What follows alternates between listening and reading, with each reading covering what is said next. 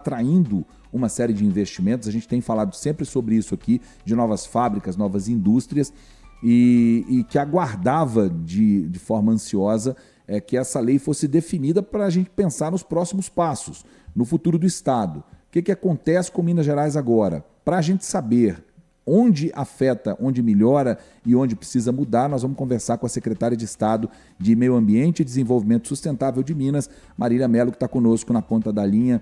Secretária, boa noite, boa tarde ainda, seja bem-vindo aqui ao nosso Deadline. Eu já começo perguntando exatamente isso, como a senhora avalia essa derrubada dos vetos do presidente Lula na lei de licenciamento ambiental, e se a senhora concorda com a ministra Marina Silva.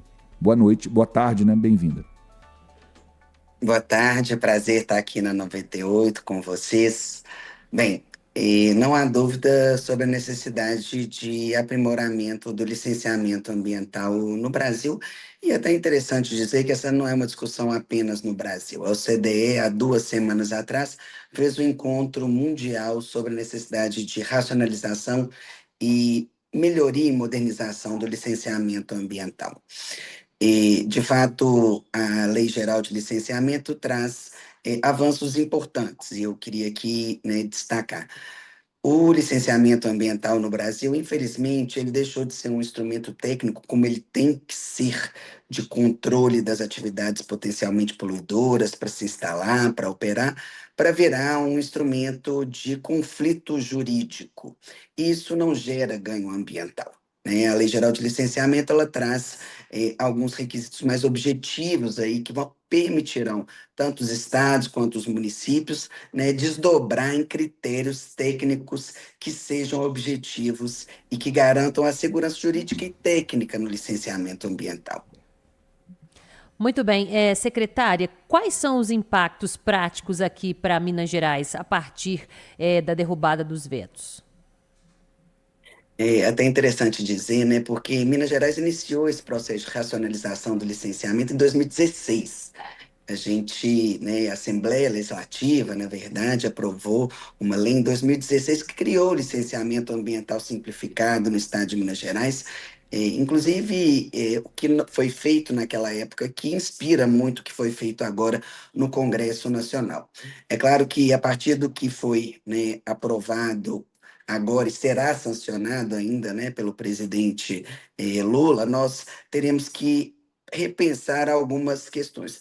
Um exemplo, né? Exigência de anuência do município, que hoje é uma exigência no licenciamento, não será mais. Então, nós vamos ter que revisitar algumas normas no estado de Minas Uhum. Gerais.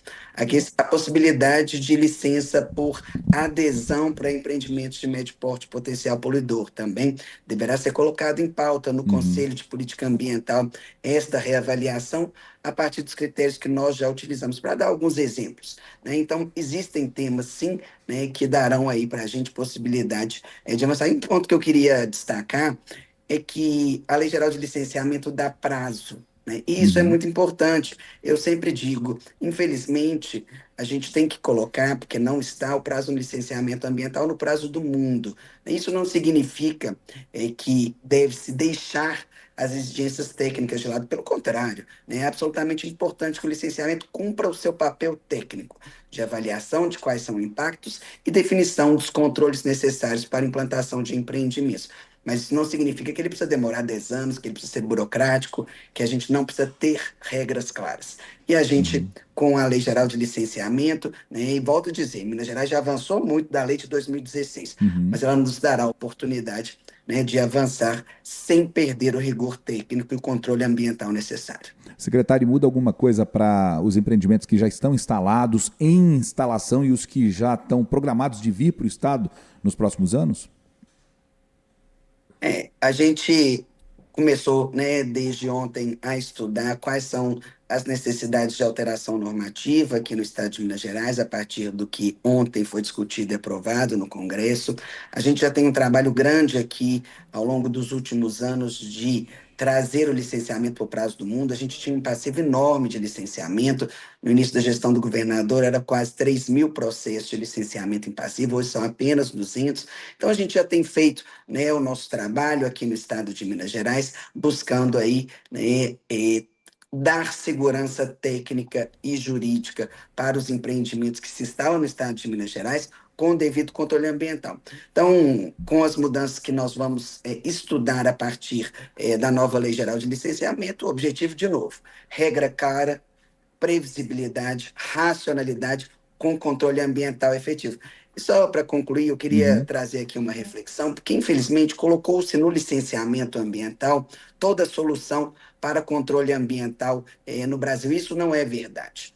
O licenciamento ambiental ele é um ato importante, é um instrumento previsto na política importante, mas ele sozinho não vai resolver as questões ambientais que nós temos, inclusive não resolveu, né? Vocês falaram e eu concordo muito claramente, o licenciamento ambiental não evitou vários desastres, não evitou, de fato, né, os impactos da mudança climática que hoje a gente já vivencia. Por quê? Porque ele não é o único instrumento de gestão, né? A gente tem que pensar em instrumentos de planejamento territorial, como zoneamento ecológico e econômico.